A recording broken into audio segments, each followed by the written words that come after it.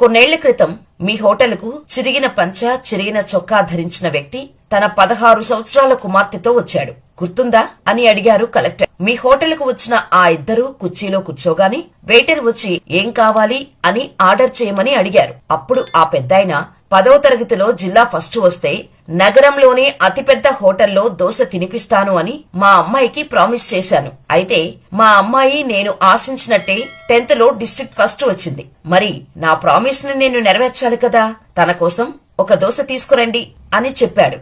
అప్పుడు ఆ వెయిటర్, అదేంటండి మీరు ఇద్దరు ఉన్నారు, ఒక దోశ ఆర్డర్ ఇచ్చారేంటి అని ప్రశ్నించాడు. నా దగ్గర ఒక్క దోశకే సరిపడే డబ్బు మాత్రమే ఉంది, కాబట్టి నాకేమీ వద్దు, నా కూతురికి మాత్రం మంచి రుచికరమైన దోశ తీసుకురండి. ఆ పెద్దాయన మాటలకు ఆ వెయిటర్ మనస్సు చివుక్కుమంది. సార్, నేను ఆ తండ్రి కూతుర్లకు కడుపు నిండా భోజనం పెట్టించాలని అనుకుంటున్నాను. వారు తినేదానికి నా జీతం నుంచి కట్ చేసుకోండి అని ఆ వెయిటర్ చెప్పాడు. వెయిటర్ మంచి మనసుకు ఓనర్ కూడా ఫిదా అయిపోయాడు.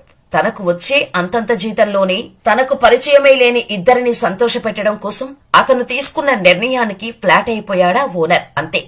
ఆ తర్వాత వారికి 3 దోశలు పెట్టడంతో పాటు వారి పొరుగింటి వారికి స్వీట్స్ పంచమని చెప్పి ఇచ్చాడా యజమాని. హోటల్ వారు చూపించిన ప్రేమకు కన్నీళ్లతో కృతజ్ఞతలు తెలిపి అక్కడి నుంచి వెళ్లిపోయారా తండ్రి కూతుర్లు. ఈ కథలో ఆ చిరిగిపోయిన చొక్కా వేసుకుని వచ్చింది మా నాన్నగారు. ఆ అమ్మాయి ఎవరో కాదు, నేనే. ఆ రోజు మీరిచ్చిన ఆశీస్సుల వల్లే నేను ఈ రోజు కలెక్టర్ అయ్యాను. మీ ఇద్దరిని నేను నా జన్మంతా గుర్తుంచుకుంటాను. అందరి సమక్షంలో హోటల్ ఓనర్ ని ఆ సర్వర్ ని ఘనంగా సత్కరించి వారిద్దరి ఆశీర్వాదం తీసుకున్నారు కలెక్టర్.